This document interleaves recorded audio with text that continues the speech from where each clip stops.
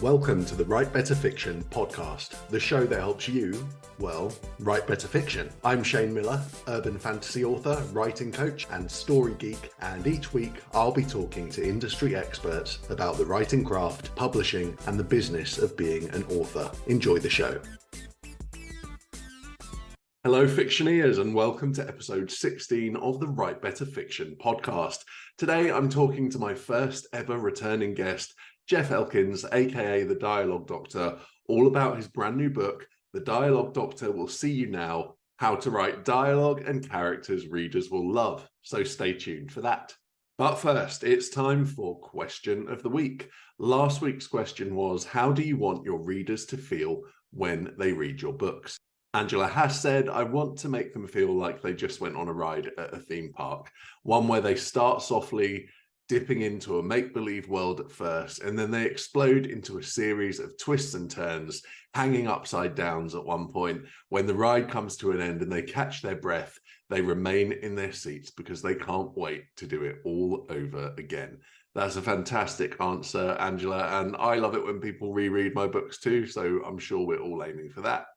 And Cara Clare said, let's just say I want them to feel happy and leave it at that.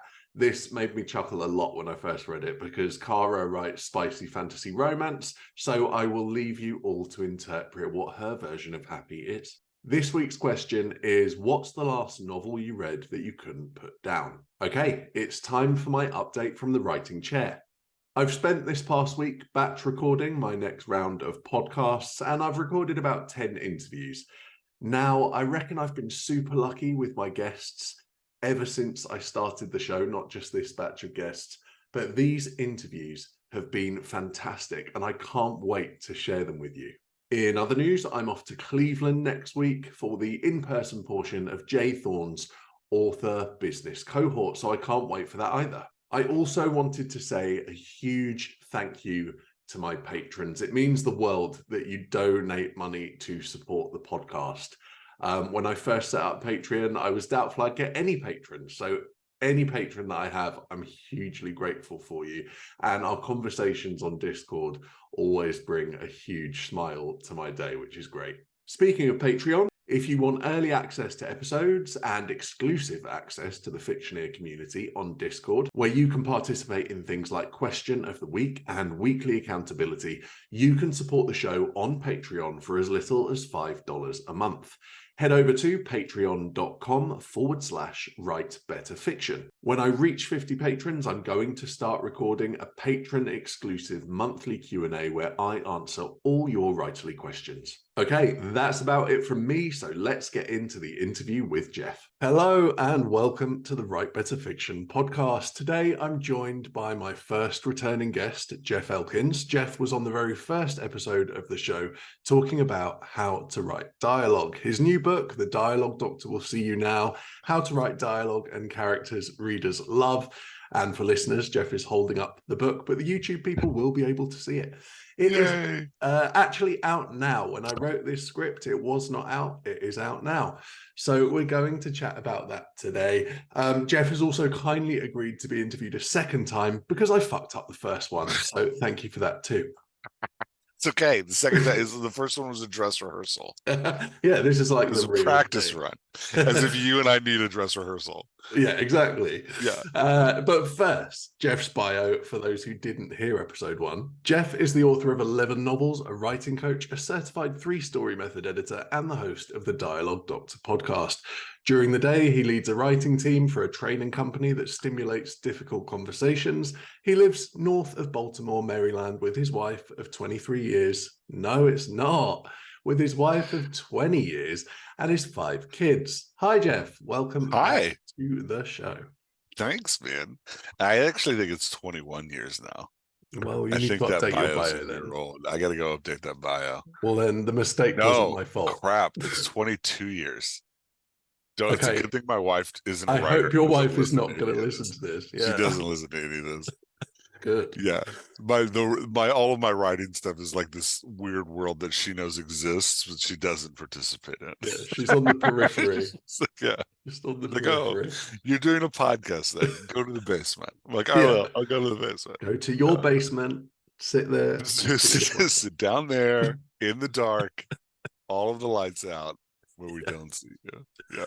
Yes.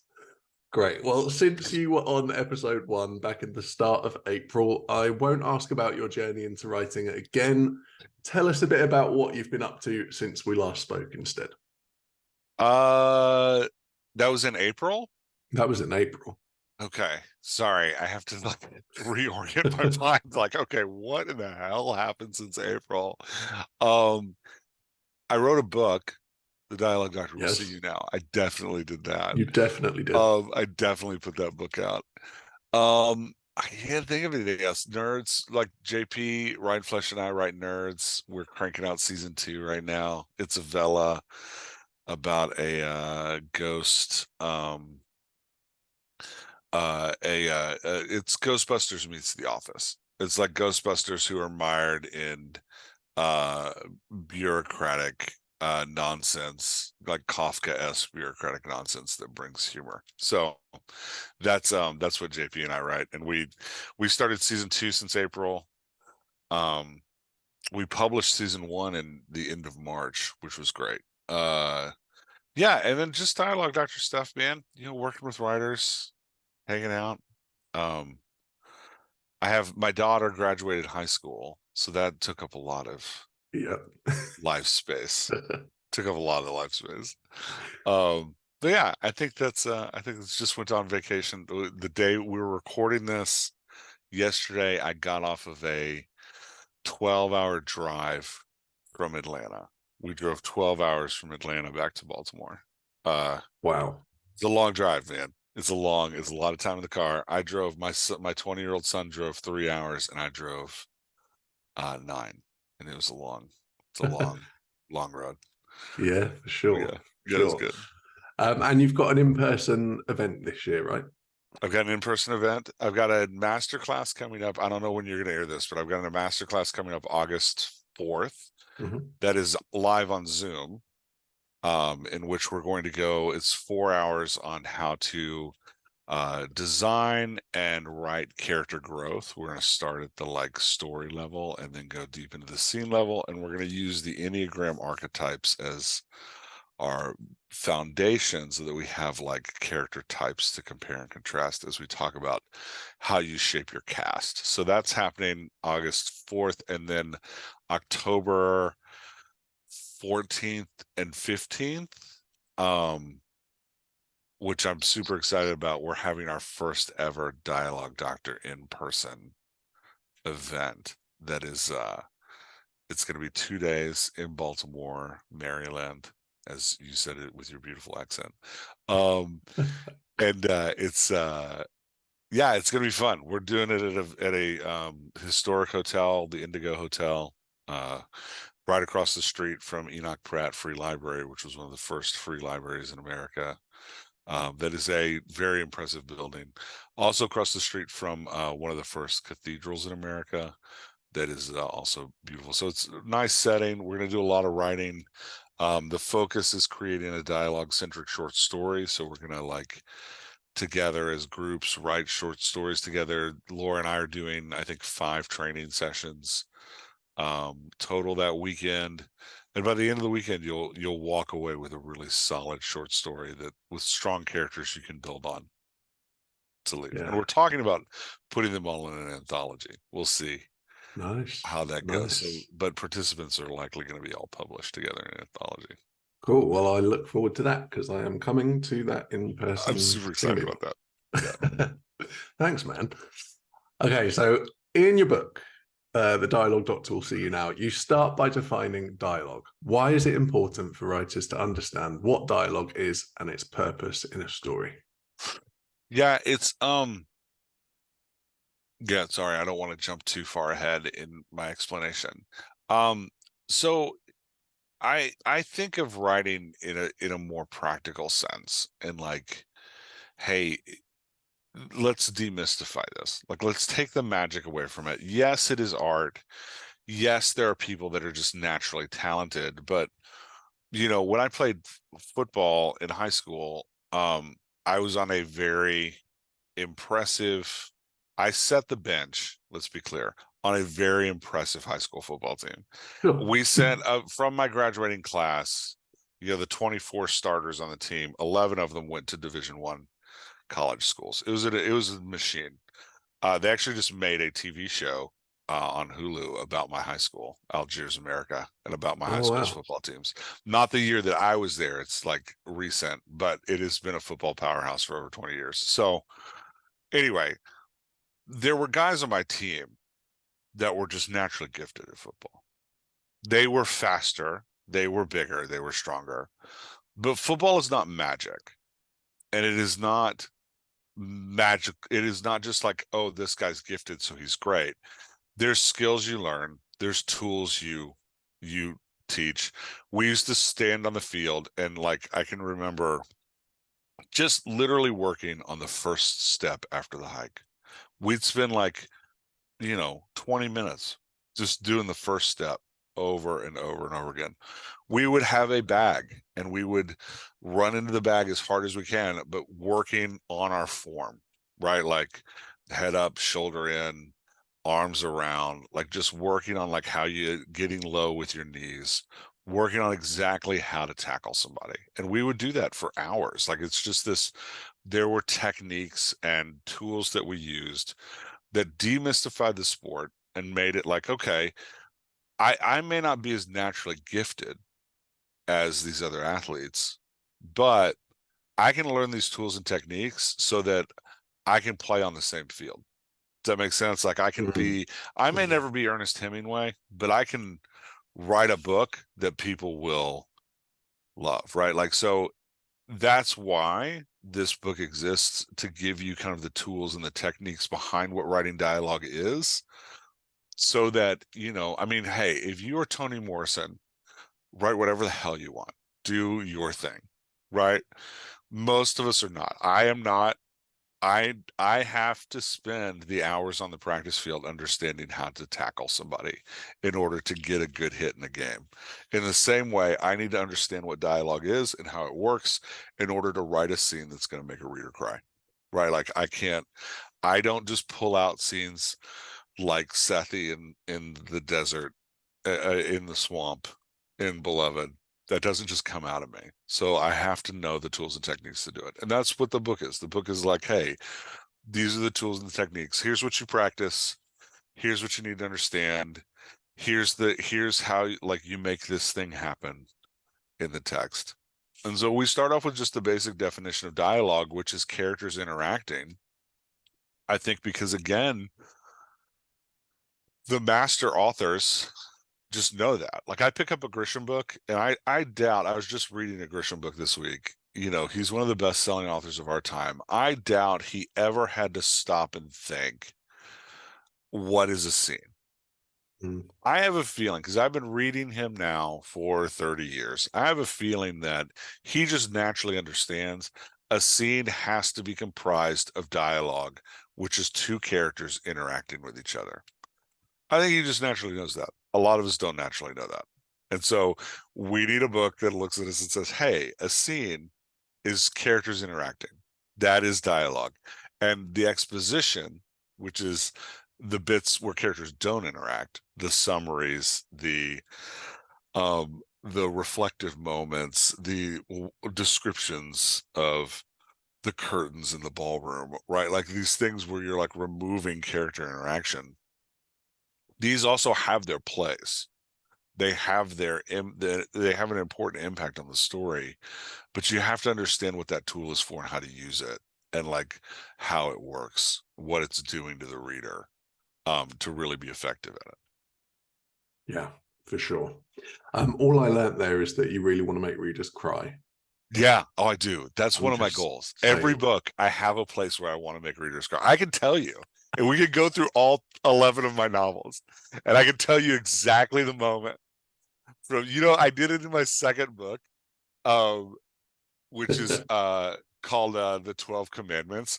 There's a moment, it follows a kid, because I learned in my Mhm. second book, if I make the protagonist a kid, I have a greater chance of making the reader cry. Yep. And In the second book, he is a superhero running around the streets of Baltimore. He gets the shit beat out of him. He just gets, and I was going for scary.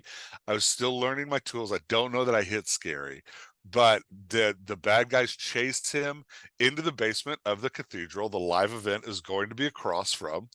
The bad guys chase him into the basement of that cathedral. He is hiding. They find him and they just beat the hell out of him. And then there's a scene following that where he is in the front seat of a car because he's homeless. So he's living in the front seat of an abandoned car on top of a parking garage, and he is cuddling a teddy bear while his partner, who is a grown-ass man who wasn't there to help him, is watching on. And I was like, this is going to make readers cry. And I gave it to beta readers. This is the moment. I gave it to beta readers, and they wrote back to me. They were like, that made me cry. And I was like, I'm doing that in every book from now on. Yeah. Yeah. I mean, we all secretly want to make readers cry, I think, at some point. I seriously just want an emotional reaction. Yeah. I don't care if you cry or if you laugh. I don't care what it is. I just want an emotional reaction from you. That's all I want. If I can make you feel something, I feel like I've won as an author. That's my goal. And so I'm seriously tempted just to go through every book and be like, here's what I did in this book to make readers cry.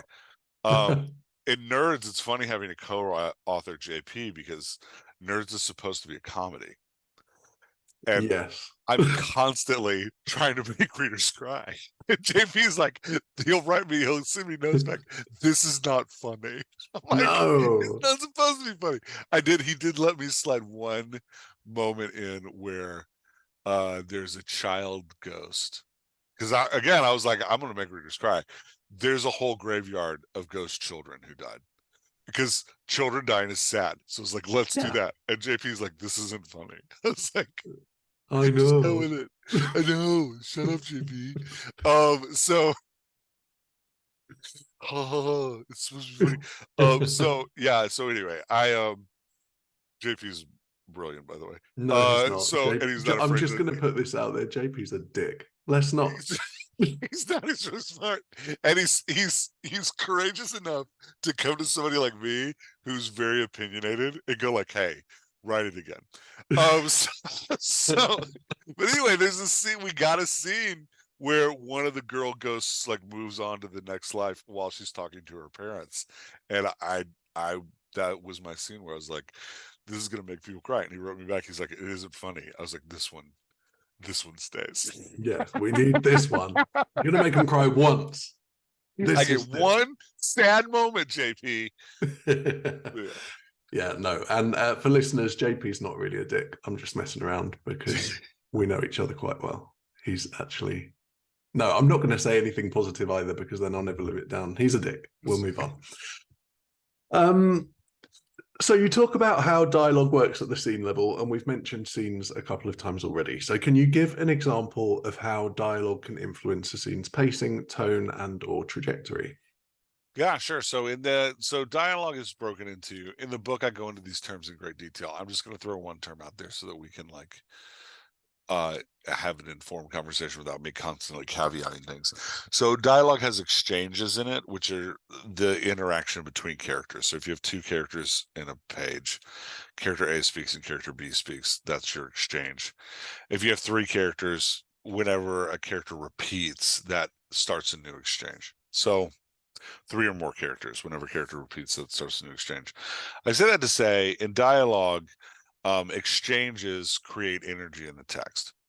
So as characters interact, the reader gets drawn deeper into the scene and into the emotional interactions of the characters to a point that is not ad nauseum, right? Like you can't just keep building energy. There comes a point where readers are like, well, I'm tired, and they need like a mental break. So there is a thing as too much dialogue. So, but you have those, although that is not the problem of most of the authors I work with. So you have the exchanges build this energy and create this engagement, this intimacy with the reader.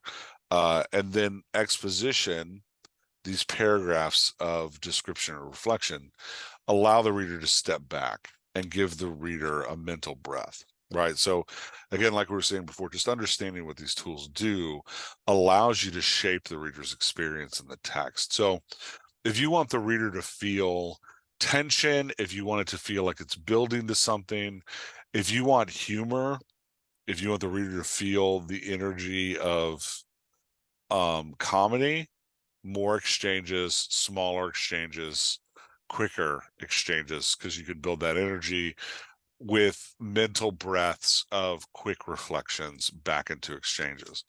If you want it to feel heavy and plotting, like I said, I always make readers cry. In the passages where readers cry, there's less dialogue, because I want the reader, I've made an emotional mess and I want the reader to sit in it. So I'm giving them bigger paragraphs. I'm slowing them down.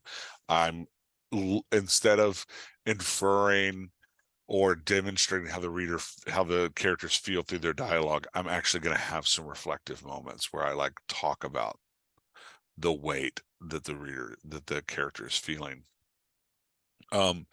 But again, like understanding those tools allows you to create that pacing, right? Like, so it's that, knowing that like, oh, these exchanges build energy, that coming to understand, because I think it's a little different for every writer. I don't think there's necessarily a number to it. It depends on the characters and how they speak and their voice, but coming to understand like, okay, with my characters in this book, this is about how many exchanges I get before this becomes exhausting.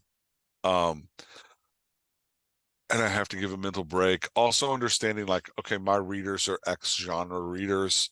They have different tastes for the amount of exchanges and the amount of expositional paragraphs they want. You know, just had a client that I've been working with for a year take his book to a post-apoc editor. Editor was very complimentary and left great notes. But one of the things he said, he was like, man, there's too much dialogue here. And so understanding that, like, that's a great note. Like, there's too much, because understanding that is like, okay, you've gone too long without giving him a mental break, right? Like, because understanding your tools also allows you to see and understand how things, like, what the impact on a reader is. So, like, hey, you've gone too long, slow it down, right? Like, give him a mental pause in here. Give me some reflection. Give me some perspective from your lead character, and then get back into it. And that mental break allows you to like build this really fast, energetic scene, and you don't need more than just a paragraph. But again, you have to understand how dialogue works on a page to be able to manipulate your tools in that way. Yeah, yeah, you definitely do. And seeing as we're talking about pacing, through coaching that I've done with you, you've made me very conscious of white space and the effect that that has on my work. So can you talk a little bit about that? Yeah, so part of the reason dialogue creates energy is because the reader's moving through pages faster. Like, it's not magic. It really is just like this stupid, like, yeah, we turn pages faster, so we feel like we're getting more done. Or like we zoom through the Kindle quicker. Like, oh man, I was started on page 1, I'm on page 35. This book is moving, right? Like, Yeah, it yeah. is literally that stupid. So like, that's that energy building. Like, the impact white space has is that you're just rattling through pages and you're just moving through this book. You pulled into this moment and you look up, you're like, oh crap, I just ran through like 15 pages in this moment. um Whereas exposition, when you got like these big paragraphs on the page, it's like 3 pages and you feel like you've been there for a half hour. You're like, oh my gosh. And that's, again, like, this isn't rocket science. It is just like observation of like, what do we do to a reader when we do this thing? Right? Like, when we put 7 giant paragraphs describing the castle that Yeah. the people are walking up to, what are we doing to the reader? What experience are you hoping the reader has there? Are you hoping the reader has a sense of awe and inspiration at this castle? Then 7 paragraphs might be appropriate. If you just think the castle looks cool and you're hoping the reader also thinks the castle looks cool, you better get some characters talking about that castle, Yeah. not just describing the castle, because the reader's going to get 3 paragraphs in and then they're going to skim. They're like, oh, there's all this crap about the castle, and they're going to keep skimming. And they're going to go, okay, he stops the castle here, and then they're going to pick back up. And because others will question me on this, and all I have to do is say, like, think about how you read a book. How do you read a book? And they're like, oh yeah, I skim all the time. So yeah, you get these big paragraphs of lovely description, and you're like, how long does this go on? Skip, skip, skip. Okay, well, here we go. We're talking again, and then we're back into the talking, and Yeah. that's what we do. Like that's how we read books. And so now some others are going, to I love the exposition. Yeah, but the castle's so cool. The castle's so cool. I love reading about castles. Fantastic. There is no 100% rule here. These are just expectations. And, yeah, a lot of readers are going to defy expectations. And a lot of writers are so gifted. They can defy expectations. Margaret Atwood can write The Handmaid's Tale and never use a quotation mark. Yeah. Man, way to go. She created this amazing experience for a reader, right? She knew the expectation, quotation marks will exist in the book, and then she defied the expectation, and she's like, no, they will not. And it creates this feeling from the first person POV of June of this stream of consciousness, trauma impacted character. And you're just in it, right? Like, so yeah, there is no right or wrong. You can have 15 paragraphs describing the castle, and you might be a gifted enough writer that you can pull all of those off. I am not, but you might be. There's no right or wrong. But know that after about 3 paragraphs, most readers expect their dialogue to return.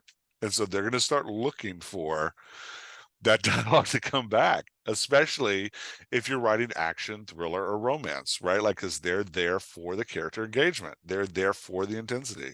You get a little bit more leeway with sci-fi because they like spaceships, and a little more leeway with fantasy because they like their world descriptions.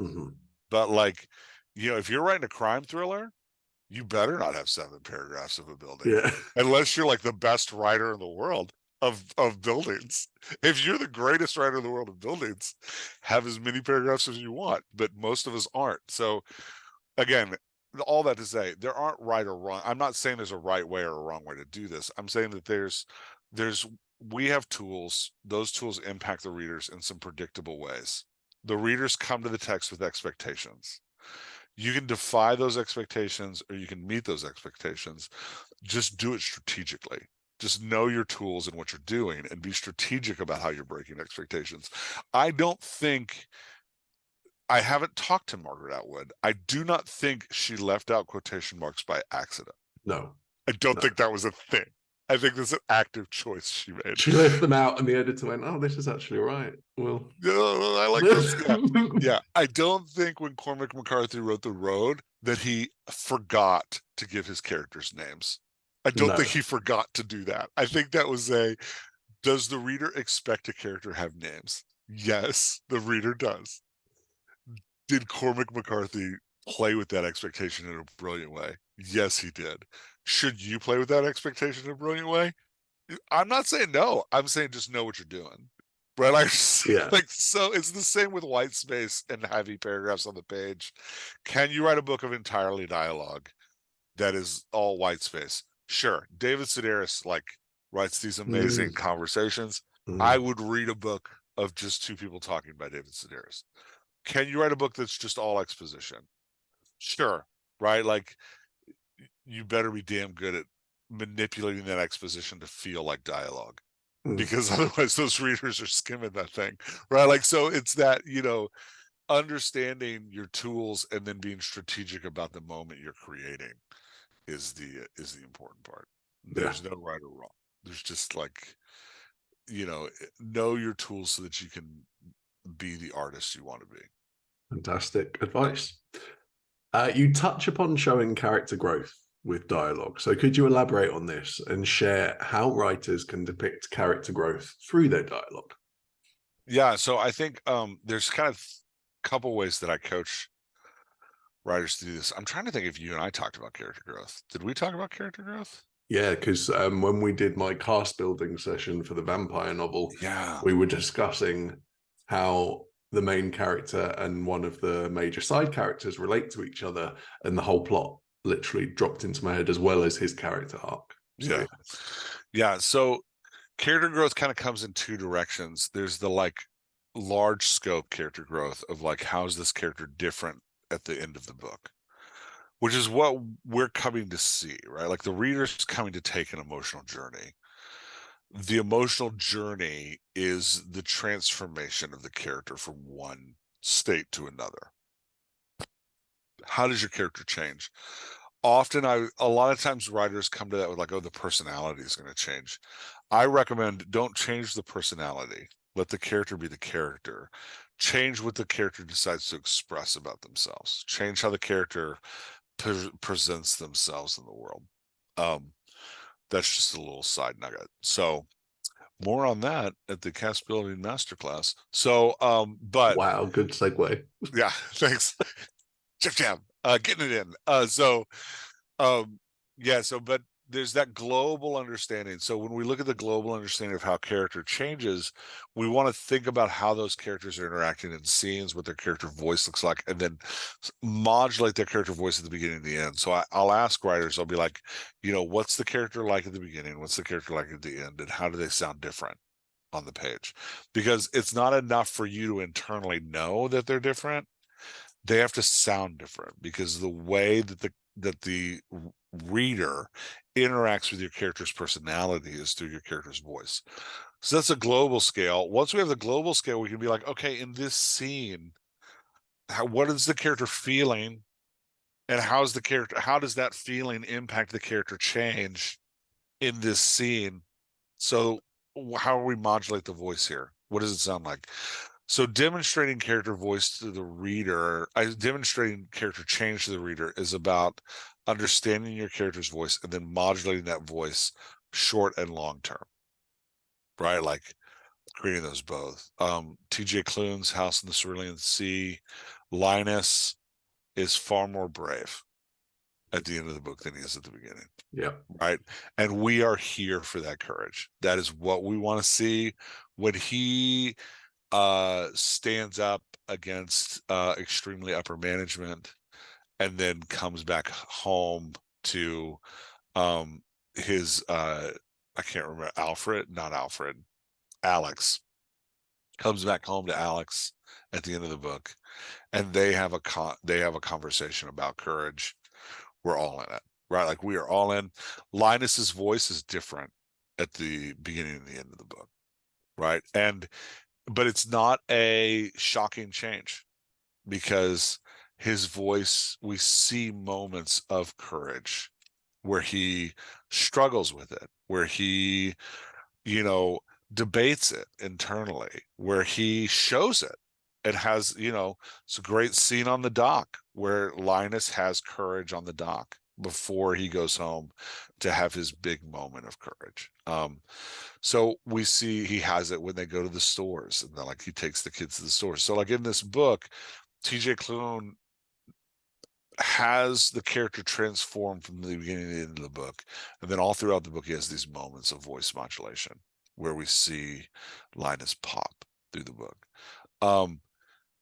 Pop in that change. We see him struggle with the change, we see him accept the change, and that's the emotional journey we're on. But all of that is done in dialogue. I don't think, I might be wrong, but I can't remember a spot in the book where I am told Linus is on a journey of courage. No. Right? Like yeah, definitely no, not. now he and Alex do talk about it. And I think at the end of the book, if I'm remembering right, there's a moment where he is called a brave man. I You believe silly you're right. brave Yeah. man. Yeah. Right? But it's all in dialogue. There's no expositional paragraph that explains to me that Linus is struggling with courage, right? Like it's all in the scene. And that's what we want, is that transformation in the scene. Yeah, I use that example because it's such an easy one to, character growth is so clear in that one. It's such an easy one to talk about. But yeah. Yeah, definitely. We often hear about showing emotion through narrative and prose, as in body language, all that good stuff. But what is your process for writing dialogue that successfully conveys emotion? Because it can be used to do that, right? Yeah. So again, like, it's all about voice modulation. And so when I mean voice modulation, I mean, like, okay, I have a shy character. That shy character is going to use smaller words, direct topics away from themselves, closed body language, hands in their pockets, eyes on the ground. Um, you know, short sentences that ends in periods, and isn't going to participate much in a large conversation unless they're called out. That's how the character operates in the most of the book. If I have a shy character and I want to make somebody cry, right? I want to make that reader cry. Let's go back to that. You're just obsessed with making I'm readers cry. obsessed making readers cry. Yeah. I'm going to make you feel something.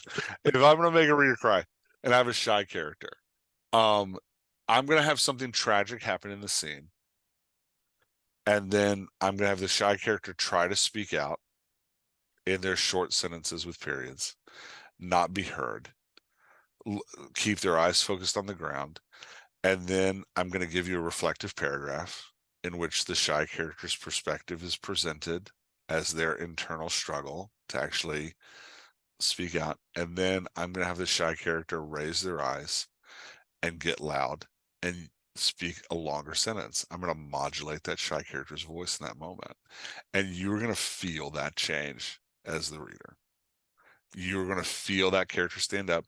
And then when the character's attempt to change things fails, you're going to fucking cry. And that's You will cry.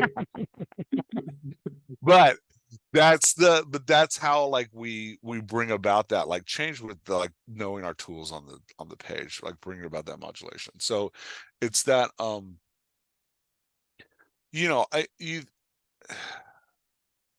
yeah, I'll just stop there. I was gonna, like, rattle off another example, but that's part of this is just like, Jeff, stop talking, we get it. But that's how you show emotion on the page. You show emotion through this, understanding your character voice, understanding what your character's baseline is, meaning like their normal operation of voice, and then understanding how that voice, how what the reader wants to see that voice become, and manipulating the aspects of that voice on the page to give the reader the emotional moment they want to have in the text. Mm-hmm. Right? Like, yeah, I think cinematically, I've used this example before, but I can't remember if it was on the podcast that was never heard that I used it. It So many could be yeah. that. I think I know what you're going to say, but yes, if that is the thing, it's going to Tom be on the Holland in the podcast. Endgame. Yeah, that's Yeah, never heard. That is new yeah. material as far as So listeners are concerned. the best cinematic moment of this, and it's about understanding your cast, and when you have a big cast, understanding which cast member, which character voice is the one that's going to bring the biggest emotional impact. I'm going to spoil Endgame for you, the Marvel movie. And if you Iron haven't Man seen it by dies. now, I don't like, care. I who don't care. I cares? just completely spoiled the house on this early, and see, I went through the whole plot of the Yeah. book. So Endgame, Iron Man dies. It's very sad. There's lots of characters as Iron Man is slow dying. And having conversations while he dies, by the way, because it's the dialogue and the absence of dialogue. So his voice, his character voice, he speaks in long, rambly sentences that are connected by commas. His topics are extremely opinionated because he's somewhat of a narcissist, but he's very smart. He likes to show how smart he is.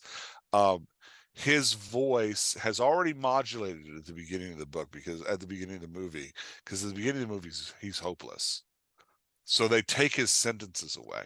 At the beginning of the movie, he's speaking in short, clipped sentences, because they're showing you this guy who usually is full of bravado is hopeless. So he modulates his voice. When he's dying, he's saying almost nothing. And his transition from the character that talks all the time to silence is so emotionally powerful. But then to really kick the the viewer in the teeth, to really pound them in the face. They find the character who has the most emotional charge. It's not his wife, because his wife is very stoic. So if she's going to be sad, she's going to be more stoic. Not a great moment. It's not his friend Rhodey, because his best friend Rhodey is you've given him this military disciplined voice. So if you put him there, he's going to try to fix things, right? It's not his anchor, the character that pulls him down to his worst version of himself, which is Doctor Strange. It's not Doctor Strange, because he and Doctor Strange would have a like fighting moment, right? You go get his engine. You go get the character that makes him the best version of himself, which is Spider-Man, who is also a naive, chatty kid. And you modulate Spider-Man's voice to devastation, so that the naive, chatty kid can barely get a sentence out, and he's just trying to make things better. What can I do? How can I help? He's using all of those like very chatty and charming tools, but he can't make them work. And in that moment, man, we're crippled, right? I was in the theater watching it, and I remember I'm there with my kids, and we are all just emotionally silent. And Tom Holland comes on the screen, and this little girl in the theater goes, "Oh no!" I was like, "Yeah, like that's." But that's what, like, make the reader cry. Like, that's what we want. We want that, like, Yeah, and I can tell you, there's 1,000 brilliant scenes in Endgame. That's the one everybody remembers. That's the for scene sure. that will be remembered for all time, because they nailed the right character voice at the right time. They crushed the emotional modulation for all of the voices in the scene. They nail the emotional modulation. They create an emotional mess, and they make you just sit there. Yeah. They make you just sit in that emotional mess. And it's what like people go watch. And I think part of the problem is they did that scene so well. People go and watch like Ant-Man, the new Ant-Man that just came out. They go watch these other movies, and they're like, it's not there. Yeah. Because you don't have that moment.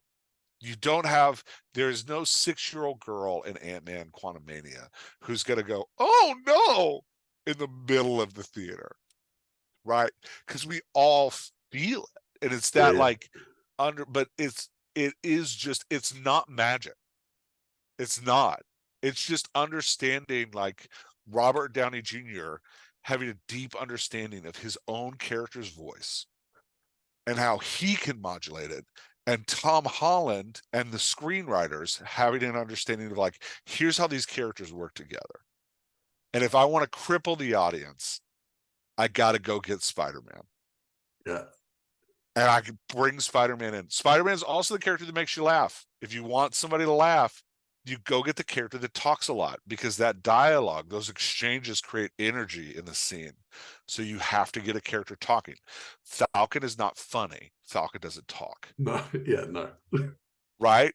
He's not funny. He's only funny when you put him with another character that talks, because it's the back and forth exchanges that create that energy, right? Like, so if you want energy, you want intimacy, you gotta go get those characters that talk. You gotta put them in a moment. You gotta modulate their voice. You gotta modulate their voice in a way that demonstrates to the reader that character's devastation, and the reader will go on a journey with that character and be devastated as well. But it also works with humor, right? Like, if you want to make the reader laugh, get the character that talks, put them in a scene, get them talking Yeah. about stupid things, about silly things. One of the reasons we laugh at Spider-Man is because he's in his action scenes. He's the most freaking verbal character in any action scene in history. Everything he does, he has some kind of joke with it. And we love it, right? Because we're connecting with him on an emotional level, right? Bucky, just to keep using Marvel characters since we're in that world, Bucky, or the Winter Soldier, is not fun. There's nothing. He's grumbly. His voice is right. Like, he's not. So if you want a comedy scene, don't bring in Bucky. right? If you want an emotional, devastating scene, don't bring in Bucky. If you want a scene where just crap is going to happen and it's going to get serious and heavy, bring in Bucky, right? Like, it's why in the movie Winter Soldier, you couldn't have a movie about Captain America and Bucky because they're both just going to grumble at each other the whole time. It's the heaviest movie ever. You have to go get Black Widow, and you have to put, she's a talker. You got to put her in that. She has to be in every freaking scene of that movie, because if she's not there, it's just heavy and deep. And Cap, being his like commanding noble self, and Bucky being his grumbly angry self, and we'll watch it for about 5 minutes, and then we're like, okay, can we move on? Like, Move on. this isn't fun. Like, what are we doing? So you have to get the characters to talk. Anyway, that's a long, rambly way to say, the way that you manipulate your reader emotionally is by understanding how your character voices work together, and understanding like how you modulate those character voices to create that emotional moment.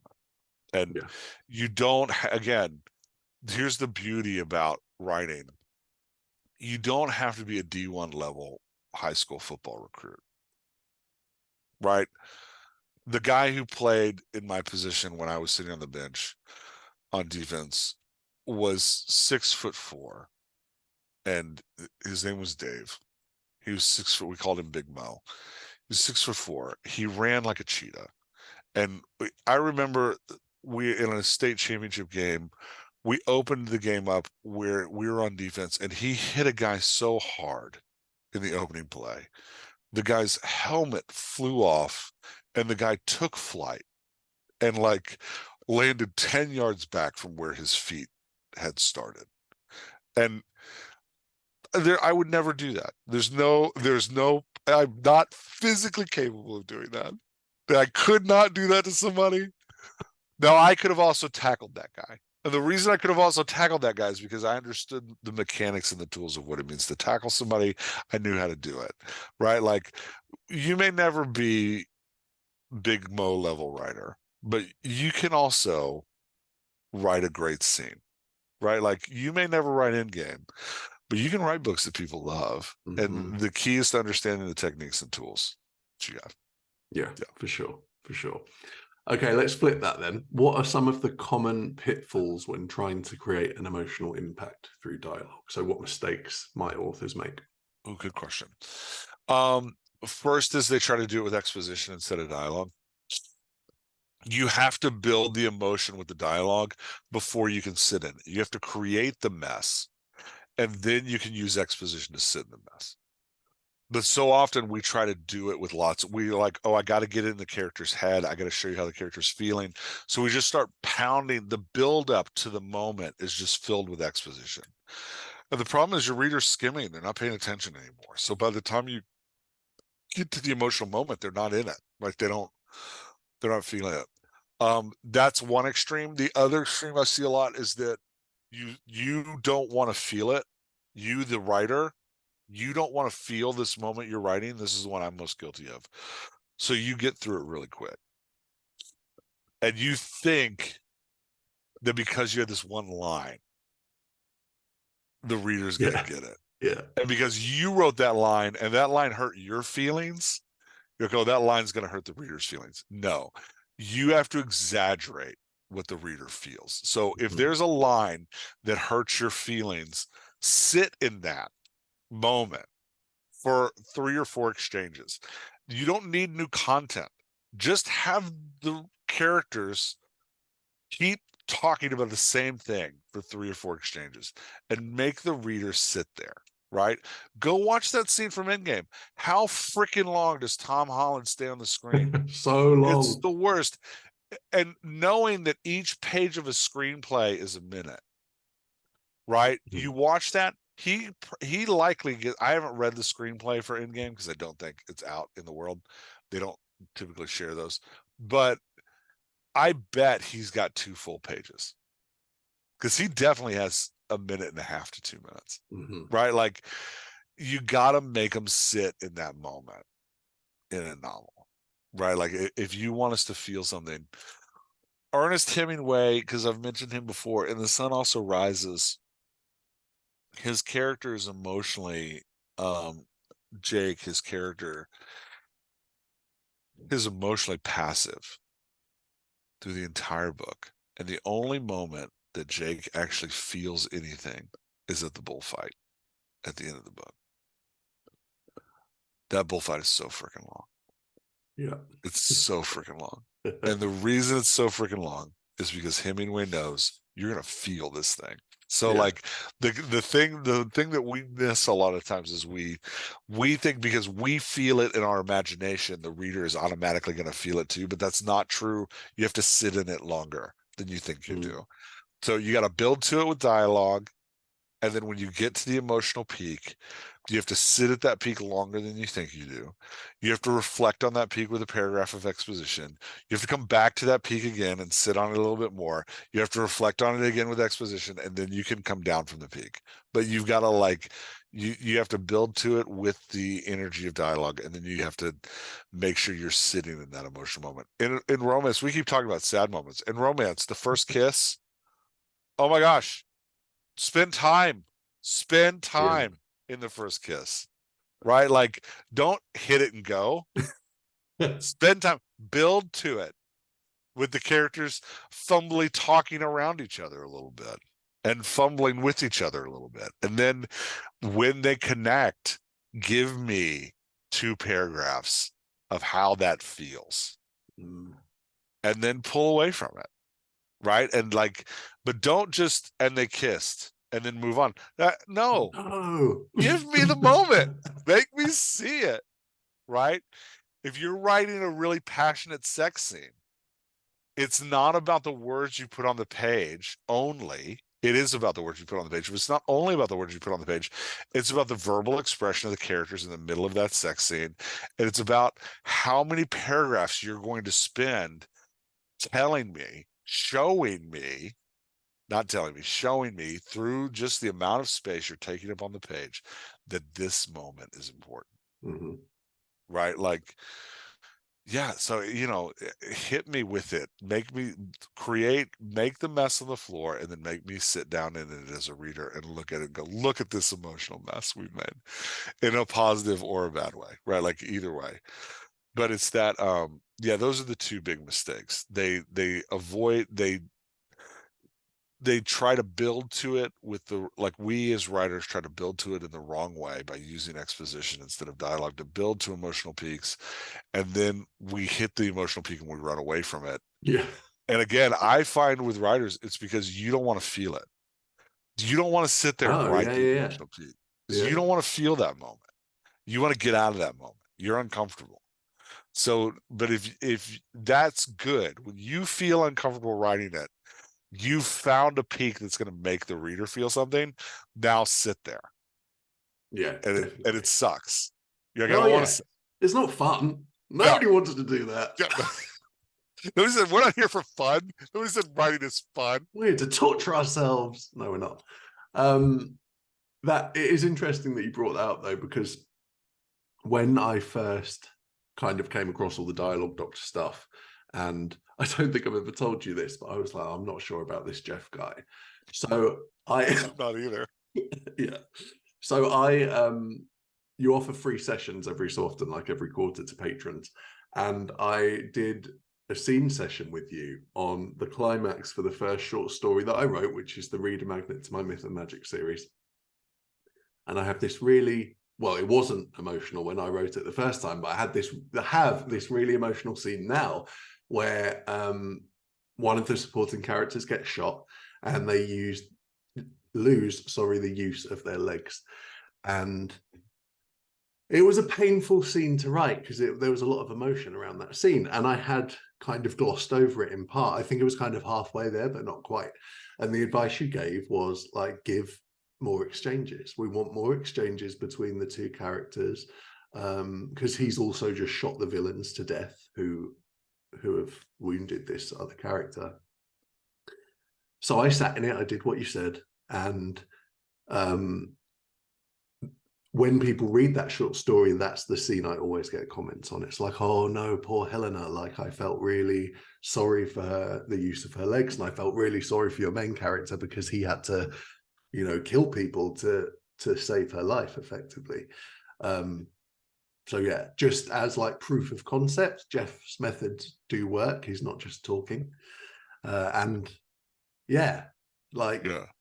that kind of shored me up on the dialogue doctor method. So it does work. Yeah. And if you don't believe, it's not like I'm making this crap up. No. If you don't believe it, Although it sounds like it it sometimes, does it's sound like really it not. sometimes. Yeah, I'm just making it up. Yeah. If you don't believe it, go get your favorite book, go read your favorite moment, and look at how long they sit there. Look at how long. Go get your favorite book. This is when I started the dialogue doctor. This is, and I know people who listen to me all the time have heard this story before, but so fast forward 10 seconds. When I started the dialogue doctor, 10 seconds, that's optimistic. So true. He says an hour into the interview, 10 seconds. When I started the dialogue doctor, I wanted to test some of these ideas I had because I'd been screwing with this stuff with my writing a lot, and I'd been like, you know, talking to other writers about it a lot, but like nothing official. Just like, well, maybe try to do this, maybe try to do this. So, but before I released any of this on anybody, I went and read, like, got a whole bunch of masterworks, and I looked at them. I was like, is this true? Is it true that masterworks are mostly dialogue? Yeah, you can't, I promise. It is very hard to find a book we love that isn't well over 70% dialogue. It's very hard, regardless of genre or time it was written. It's very hard. It's not impossible. There are some out there that are like, this is all exposition. Yeah, expectations are defied all the time by great writers. And if you can defy expectations that way, more power to you. But it's very hard, you know, with the emotional flow stuff, like, you know, sitting in an emotional mess. Go look at the masterworks that do it, right? Like they sit in that freaking emotional mess for so long. When Paul D in Beloved discovers who the ghost is, man, we sit there for a long time. Yep. Right. He has like 3 conversations about it. Like we keep talking about it. Like it keeps coming back. You know, in action books, like, you know, Grisham, like I mentioned Grisham, like, you know, in The Firm, when he's like running away from people, you'll be shocked at how much dialogue is in those action scenes. Right? Because he's, you know, it is the dialogue that makes us feel things. So if you're like, these methods sound weird, this sounds bizarre, just go grab your favorite book and read it. I promise you'll see it. It's a little like, I equate it to when I first read Save the Cat. When I first read Save the Cat, it ruined movies for me forever. Yeah. Because I was like, oh, now I understand the plot of every movie. And like, once you see the pieces, you're like, oh, this movie's wrecked. In a lot of ways, doing Dialogue Doctor has kind of wrecked dialogue for me, because now, like, I see the tools, I see them moving around, and you will too. Like, once you start paying attention to segments and utterances and exchanges and exposition versus dialogue, and like looking at character voice, but I have found it's made reading much richer for me, because I have a deeper appreciation for what people are doing, because it's not magic. It's like, oh, this isn't magic. I mean, it is magic in that you are really good at using this tool, but it's just a tool. Like, you're just really good at, you're a natural, or you've taught yourself how to be a master of character voice, right? Like TJ Klune, I can read him all day because he's a master of character voice and character change. He crushes it, right? Like Toni Morrison is a master of emotional moments. You feel, Margaret Atwood is a master of emotional moments. When they're standing in a circle saying the word shame, she does not need the chorus to say the word shame. It is not necessary for the content. But when June says, and then we all chanted shame, shame, shame, and then she says, and we liked it. Yeah. Oh, you're just like, like, but it's the vocalization of that moment that connects us emotionally to what's happening. So it's that, like, this is, again, and I'm just going to keep saying it, it's not magic. It's not, like, it's just understanding what we do and, like, breaking it down so that we can really, so that you can manipulate it and play with it. Like, the beautiful thing about an artist isn't that they all paint the same pairs the same way.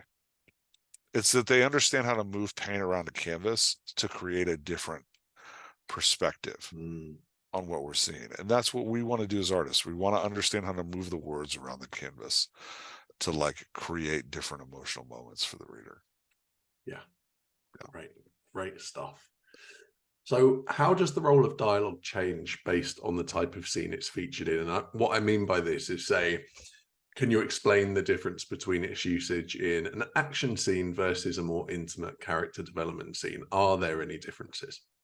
Yeah, I would rather you not think about the change in scene and instead think about the change in the character's emotional state. Mm-hmm.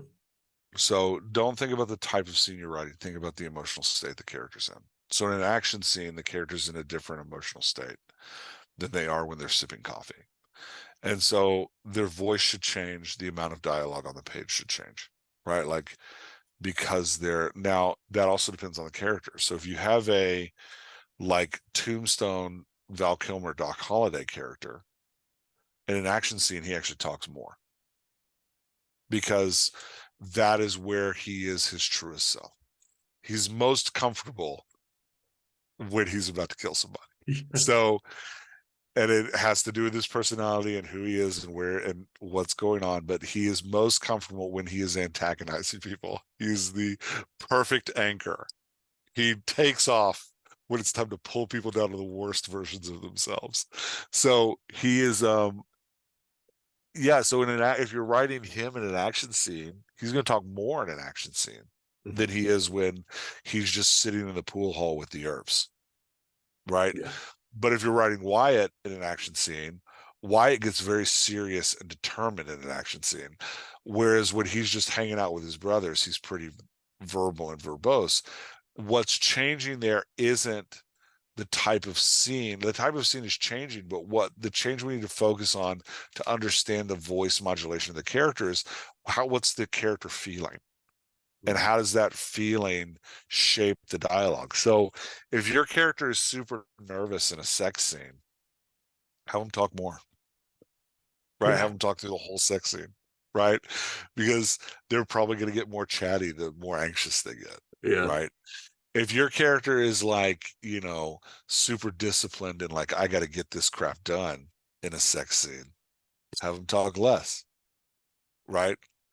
Both of those are Yeah. comically Wow. I funny just got to sex get scenes. this shit done. Yeah, I just got to get this done. I'm going to power through this thing. So have them talk less, right? Like, but it's that kind of, like, understand the emotional state, and that'll bring you to the scene. I think the hard thing is that a lot of times the mistake we make as writers is like, okay, now we're writing an action scene. It's all exposition. That's not a good idea. Yeah. Because what you're saying is now we're writing an action scene. There's no emotion. Mm-hmm. Right, because the emotion, the dialogue is the conveyance of emotion. It's the characters interacting with each other to communicate emotion, expectation, and ideas the characters are having. It is very difficult to communicate emotion with exposition. Not impossible, but very difficult. So if you write an action scene, you're like, okay, now the characters need to stop talking. What you're saying is, hey, reader, stop feeling things right now. Yeah. Again, there may be times where you want the reader to stop feeling things. If you're writing a hardcore spy who doesn't feel anything when they're murdering people, yeah, no talking. Right. But if you're writing, a character, what I would say more thrillers are, which is a normal character thrown into an abnormal world who is terrified the entire time, you better have them talking during action scenes. Yeah. Otherwise, you're going to get notes from your editor that says, show me this, don't tell me. Stop telling me how they feel and show me. Just take that phrase, show me, don't tell me, to say more dialogue, please. That's all that means. Show me, don't tell me is take it out of exposition and put it in dialogue. Yeah. Yeah. So that's the, like, I think we get to certain scenes and we're like, all right, now I'm going to cut the dialogue off. I'm getting to a sex scene. Now they're going to stop talking. No, go read the most popular, romance books. And I promise they're talking in the sex scene. They're making noises. If they're not talking, they're making Yeah. noises. Right? Like there's vocalization in those sex scenes because that is how we convey emotion to each other. So it's yeah. Yeah, great advice. And this isn't technically related to dialogue, but you brought up something about too much exposition in a fight scene, for example, or a sex scene. They're both action scenes. But I used to be a martial artist, for those who don't know, and I remember I didn't know that. No, so one Man, of my what is with you British writers being martial artists? Sasha is a martial artist too, but Sasha Black is also. We're just all trained from birth to like kill people. Seriously. No, we're not. I'm kidding. Beautiful accents and you're deadly. It's like you're all James Bond. Almost. Sorry. It's almost like that. Yeah. And one of the things, like one of my characters will invariably know martial arts because that's the type of genre I write in, like urban fantasy. Someone usually has some martial arts background. And in my first drafts, I have a tendency to over-explain. So I'll be like, she chambered her leg for the... Nobody cares whether she chambered her leg. Like, nobody even knows what that is. She kicked someone. That's all we need to know. Yeah. And what we really want to know is her leg connected with that person's face. Yeah. And that person went... Yeah, that's it. And she thought to herself, in your face, asshole. Yeah, and then we have some snappy dialogue. Yeah, like, it's all good. Like, nobody wants the technical. Nobody gives a shit about that stuff. Eat my toes. That's a terrible line. Don't use that line. No, that's a different type of scene entirely. Sorry, we were talking about sex scenes, right? Wow. Let's move on from Jeff's weird fetishes and talk about the next question. What were your favorite and least? I can't even segue out of that. Can I just say, please don't fetish shame on the podcast, Shane. I'm not. Would I? Would I? I don't care. Do what you want. Sorry, what was your question? Yeah, I can't even pretend to smoothly segue out of that. So we're just going to move on. What was your favorite and least favorite thing about writing the dialogue Doctor Will See You Now? Can't even. My least favorite thing is easy. Massive imposter syndrome. I mean, yeah, I'm not going to say this following piece to brag, but I'm saying it to like, hey, look, we all feel this. I've done over 200 coaching sessions about specifically about dialogue and character growth with writers over the last 2 years. And I have logged my hours, right? Like if you think about it, each coaching session takes me about 4 to 5 hours because there's like several hours of editing, and then the coaching sessions typically go for an hour and a half, even though they're only supposed to be an hour. I don't think I've ever ended one on time. So, but there's vouch for that. Yeah, Plus, I've taught like multiple master classes, and I've spoken. Like I've spent a lot of time over the last 2.5 years thinking about it and obsessing over dialogue. I know these tools backwards and forwards. I use them literally every day with writers, and putting them on the page was like, I don't know if this is real, and I don't know if I'm the person to say this. Before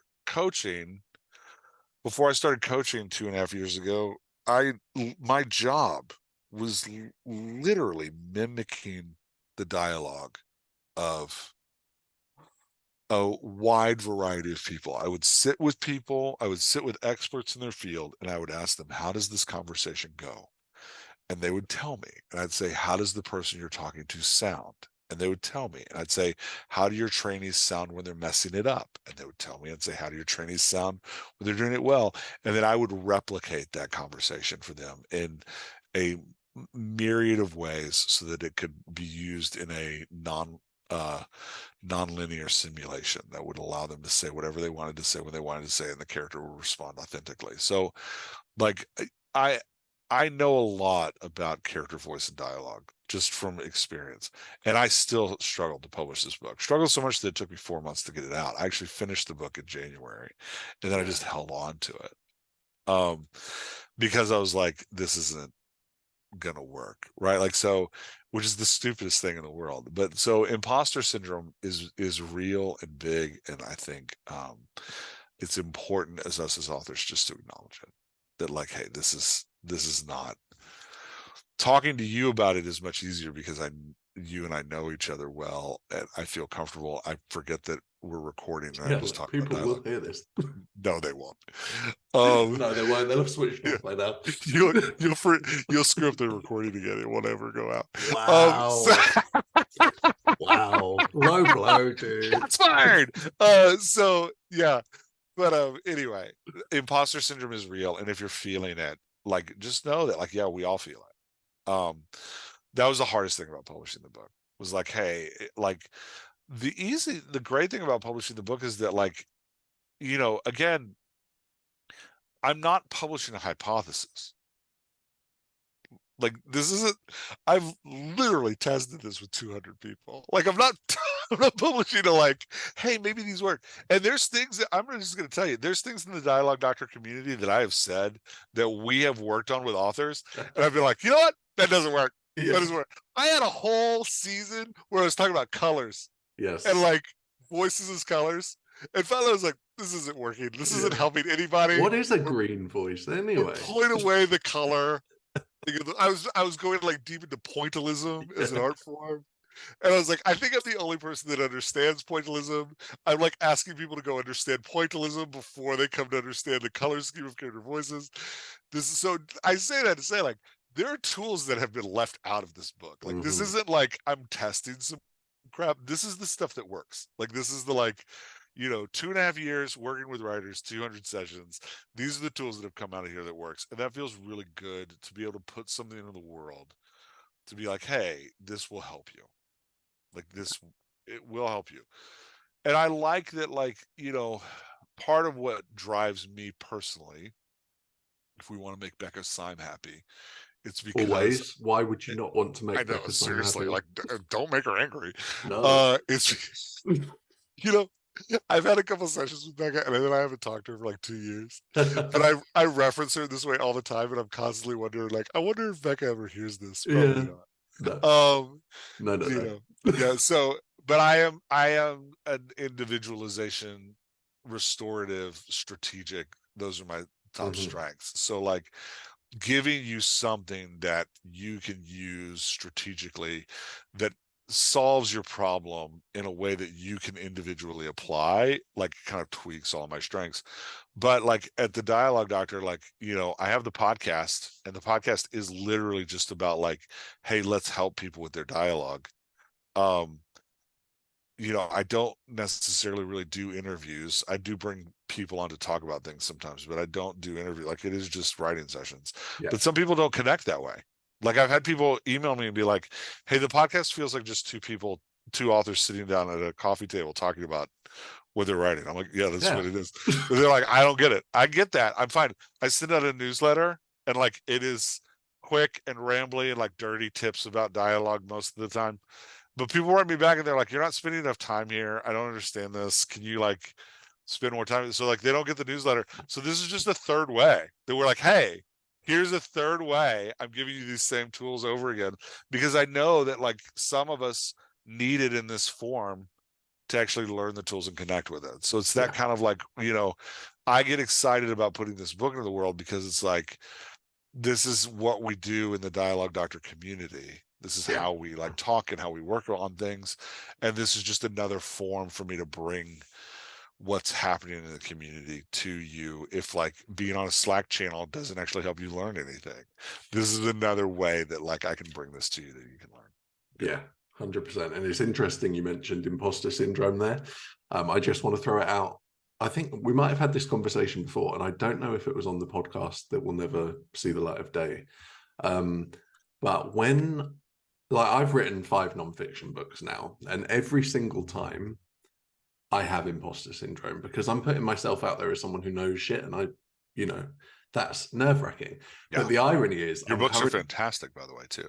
Like, that's what's funny about it. Because I've invited you back onto my show. I don't have to say that. Yeah, I would not say that if I didn't I know, I'm kidding. Especially to you. But no, it's common. And the funny thing is, I'm writing or attempting to write a book on the author mindset right now. And the first chapter is about imposter syndrome, because I thought, ease them in gently. And the irony is, I'm describing in this chapter my experience of imposter syndrome, my lived experience that is unique to me. And I'm sat there thinking, but what if my experience of imposter syndrome, isn't the right one? Like, I'm having imposter syndrome about writing about my own experience of imposter syndrome. Who am I to talk about imposter syndrome? Who am I? Why do I get to talk about this? I don't know that I'm the person that should talk about imposter syndrome. Yeah. I'm such an imposter. Such an imposter. Oh my God. Yeah. Yeah. And it's just so frustrating. Anyway, that's a side note. This isn't a therapy session for me. But it's so true. And it's true with like fiction as well. Like, it's not just nonfiction. Like, I'll write fiction, and I'll be like, who am I to write this character? Yeah. Like, this character was created in my imagination, right? Like, this character is my character. Like, who am I to write this character? Who am I to write? And it's like, what are you talking about? Anyway, but it's just stupid imposter syndrome stuff like that. It is stupid, but we all, you're not alone. We all have it, and it's just part of the process. And if you don't, I hate you. So this is, if you don't, see a therapist. You have narcissistic tendencies. You have I'm just kidding. That's not fair. That's not very fair. That was unkind. That was not nice. It might be a tiny bit true. Almost bad as fetish shaming. I did not. I said do what you want. I don't care. Anyway, this is the Write Better Fiction podcast, and I usually ask all my guests why they write fiction, but you told us that in episode 1, and nobody really gives a shit. Anyway, so I'll ask you this instead. Jeff Elkins, why did you decide to write nonfiction? To help people. I get a weird high when I see people doing the thing they want to do in a way that makes them happy. So I wrote the book to help people. It really makes me excited when somebody's like, it's happened a couple times already, even though the book's only been out, I think, for like a week and a half. It's happened a couple times already where people are like, man, this is really, like, somebody hit me on a Slack channel this week and was like, man, that really cleared something up for me. That's all I want. I just want to clear things up for you. So that's why I wrote the book, because it makes me excited to see people becoming the author they want to be.